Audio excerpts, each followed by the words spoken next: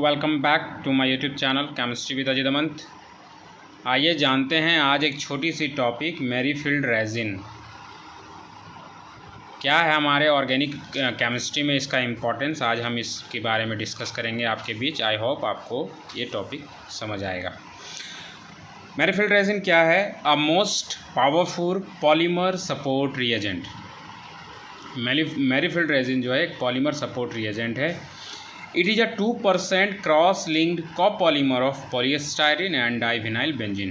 कहता है ये क्या है? कोपॉलीमर है, यानी पॉलीमर है, पॉलीस्टाइरीन एंड डाइविनाइल बेंजीन से बनता है, जिसमें इसकी मात्रा मात्र 2% है।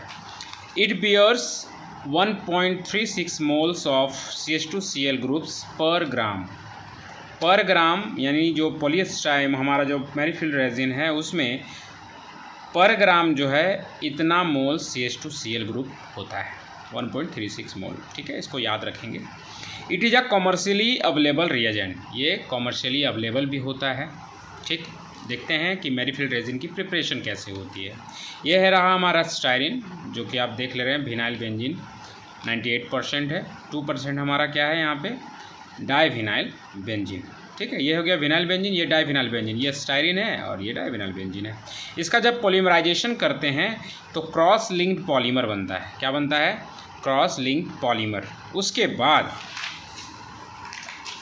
बाद क्या है, फिर हम लोग रिएक्ट करवाते हैं डाइमिथिलीन क्लोराइड से, यानी डाइक्लोरोमीथेन से in the presence of stannous chloride. तब जाकर हमें जो प्राप्त होता है यहाँ पर प्रोडक्ट, वो इस तरह से हमारे को मिलता है मैरीफील्ड रेजिन, जिसको हम फिर शॉर्ट में दिखाते हैं। ये रहा आपका साइड पूरा ये जो पोर्शन है साइड वाला, ये पूरा, और ये CH2Cl, यानी हमारा जो रोल आता है शायद ये रोल यही आपका काम आने वाला है। ठीक है, ये रहा आपका मैरीफील्ड रेजिन जो सॉलिड फॉर्म में होता है। ठीक है, ये याद रखेंगे। कहता है here P is cross link polymer. जो हमारा ये P है, ये है आपका क्रॉस लिंक पॉलीमर, ब्रांच वाला है ना, पोर्शन पूरा formed in the steps of polymerization, जो हमारे पॉलीमराइजेशन के दौरान बना था। यानी जब हम स्टाइरिन और डाइविनाइल बेंजीन को जब मिलाए थे तब ये तैयार हुआ था पूरा P, और फिर जब हम उसमें डाइक्लोरोमीथेन को मिलाए थे स्टेनस क्लोराइड में, तब जाकर हमें ये प्रोडक्ट प्राप्त हुआ, जो कहलाएगा Merrifield resin. The following steps are involved in the preparation of Merrifield resin. अब हमने जो मैकेनिज़्म देखा बनाने का, उसमें क्या स्टेप्स फॉलो हुआ उसको बताया जा रहा है कि मैरीफील्ड रेजिन में क्या क्या स्टेप फॉलो हुए बनाने में। पहला है पॉलीमराइजेशन, जिसमें स्टाइरिन और डाइविनाइल बेंजीन को मिलाया गया। दूसरा इलेक्ट्रोफिलिक सब्स्टिट्यूशन।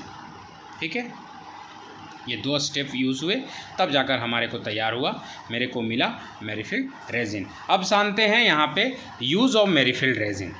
हमारा मतलब मैरीफील्ड रेजिन का यूज़ क्या है। कहता है the main use of Merrifield resin is in solid phase peptide synthesis of polypeptides. इसका मेन यूज़ है सॉलिड फेज पेप्टाइड सिंथेसिस। किसमें या किसका? तो पॉलीपेप्टाइड्स का। ऑब्वियस है, पॉलीपेप्टाइड्स आप जानते होंगे अमीनो एसिड्स होते हैं, जाके प्रोटीन बनता है। पेप्टाइड्स बॉन्ड तो प्रोटीन में ही होते हैं, अमीनो एसिड के थ्रू, जो अमीनो एसिड का जो होता है। Since the Merrifield resin is in solid phase and amino acid is in liquid phase, so for making polypeptide there is need to make the phase fully solid. ये तो obvious है कि आप थोड़ी सी हिंट मिलती होगी PTC के जैसा, है ना, जिसमें से रिएक्शन कराने के लिए फेज ट्रांसफर कैटालिसिस को फेज एक जैसा करना पड़ रहा था। यहाँ भी वही है, कहता है कि अमीनो एसिड लिक्विड फेज में होता है और मैरीफील्ड रेजिन जो है सॉलिड फेज में होता है, और अमीनो एसिड को पॉलीपेप्टाइड बनाने के लिए हमको फुल्ली सॉलिड बनाना पड़ेगा। और फुल्ली सॉलिड किसकी मदद से बनेगा? तो मैरीफील्ड रेजिन से बनेगा। सिंपल सी बात है। Thus Merrifield resin is used and the synthesis is termed as solid phase synthesis. और फेज जो है सॉलिड लाने के लिए जो मैरीफील्ड रेजिन का यूज हुआ, इसलिए इस सिंथेसिस को कहा गया सॉलिड फेज सिंथेसिस। आइए जानते हैं क्या क्या स्टेप्स फॉलो होंगे पॉलीपेप्टाइड्स के प्रिपरेशन में। देखते हैं यहाँ पे, ये हमारा हो गया सॉलिड फेज यानी मैरीफील्ड रेजिन।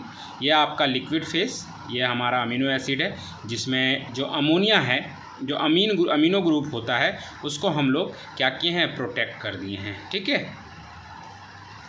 यहाँ पे हम बेस लिए हैं, बेस से जैसे ही रिएक्ट करवाएं हैं तो यहाँ पे क्या होगा आपका, देखिए ये जो H है और ये Cl है, यहाँ से आपका अलग हो जाएगा और यहाँ पे O कनेक्ट हो गया, मतलब इसका H और इसका Cl अलग हो गया।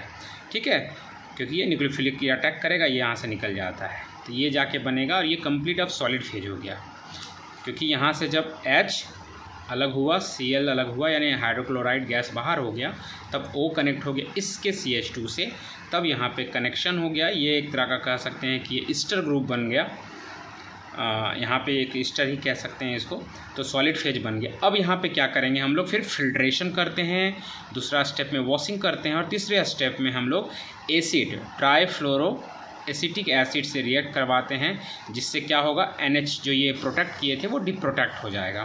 ठीक है, और इस तरह से यहाँ पे देखिए ये पॉलीपेप्टाइड यहाँ पे अब चेन बन गया। यहाँ पे देखिए ये हमारा क्या हो गया, एक अमीनो एसिड तैयार हो गया, जिसमें से बाद में इसे प्रोटेक्ट कर देंगे, डिप्रोटेक्ट कर देंगे, सॉरी, जिसमें से हम लोग फिर यहाँ पे क्या ले रहे हैं, DCC एट रूम टेम्परेचर। जैसे लिए हम लोग DCC एट रूम टेम्परेचर, तो क्या हुआ, अब ये क्या था, यहाँ पे जैसे ही हम लोग क्या किए थे, डिप्रोटेक्शन किए थे ये दो को, तो यहाँ पे क्या हुआ, ये अलग हुआ, तो ये वाली जो चीज़ें थी यहाँ पे CH2 NH2 बन गया। अब फिर क्या करेंगे, हम एक बार फिर से लेंगे, क्योंकि अभी हमारा जो है कंप्लीट पॉलीपेप्टाइड नहीं बना है, हमको पॉलीपेप्टाइड बॉन्ड्स बहुत बनाने हैं, तो यहाँ पे ये NH2 बन चुका है। अब फिर से हम लोग ये वाली चीज़ों को दोबारा रिपीट यहाँ पर कर रहे हैं। अब उससे क्या होगा, ये दोबारा यहाँ पे DCC एट रूम टेम्परेचर, और DCC से काम होता है वाटर को अलग करना, और इसलिए देखिए वो रिएक्शन से यहाँ वाटर जो अलग हुआ है। ठीक है, अब यहाँ पे क्या हुआ, एक पॉलीपेप्टाइड बॉन्ड फिर से बन चुका है, फिर से फिल्ट्रेशन, वॉशिंग और डिप्रोटेक्शन करेंगे, और यही स्टेप्स बार बार रिपीट होगा, बार बार रिपीट होगा, और हमें पॉलीपेप्टाइड प्राप्त हो जाएगा, और मेरीफिल्ड रेजिन हमारा अलग भी हो जाएगा। और इस प्रकार हम पॉलीपेप्टाइड मेरीफिल्ड रेजिन की मदद से बनाते हैं। यहाँ पे एडवांटेज है कि क्या है एडवांटेज मेरीफिल्ड रेजिन का, तो कहता है it requires only 4 hours. Polypeptide बनाने के लिए मेरीफिल्ड रेजिन का अगर मदद करते हैं, यूज़ लेते हैं, तो इसमें मात्र 4 घंटे लगते हैं। At last Merrifield resin gets off simply filtration, और अंत में क्या होता है, जब रिएक्शन कंप्लीट हो जाती है तो मेरीफिल्ड रेजिन सिंपल फिल्ट्रेशन से हमें दोबारा प्राप्त हो जाता है। It is cheap and commercially available, ये सस्ता होता है और कॉमर्शियली सब जगह उपलब्ध, मतलब कॉमर्शियली मतलब हम लोग नॉन कैजुअली भी कहीं शॉप, जो केमिस्ट शॉप है वहाँ जाएंगे तो ये डिमांड करने पर आपको मिल सकता है। The product it is very high.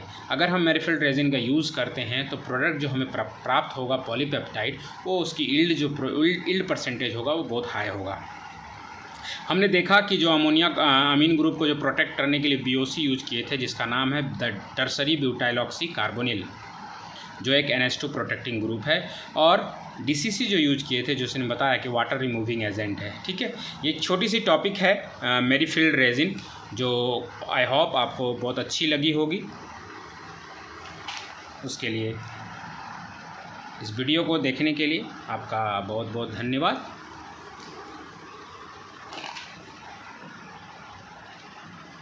Thank you.